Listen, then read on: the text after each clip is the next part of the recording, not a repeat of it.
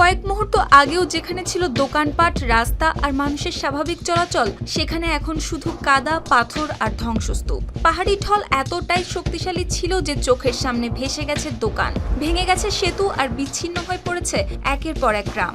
মধ্য কাশ্মীরের বুদগাম জেলায় আকস্মিক বন্যা রেখে গেছে এমনই ভয়াবহ ধ্বংসের চিহ্ন। মঙ্গলবার প্রবল বর্ষণের পর হঠাৎ ফুলে ওঠে স্থানীয় নদী ও খালগুলো।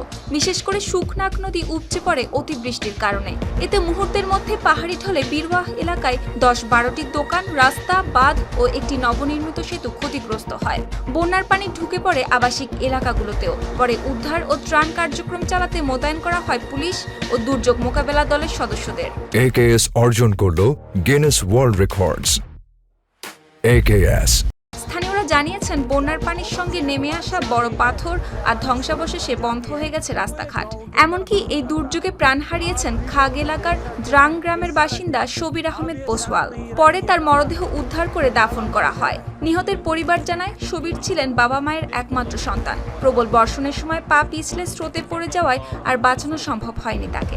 এদিকে ক্ষয়ক্ষতির পরিমাণ নির্ধারণে গঠন করা হয়েছে বিশেষ দল। পাশাপাশি ক্ষতিগ্রস্ত পরিবারগুলোর পাশে থাকার আশ্বাস দিয়েছে কর্তৃপক্ষ।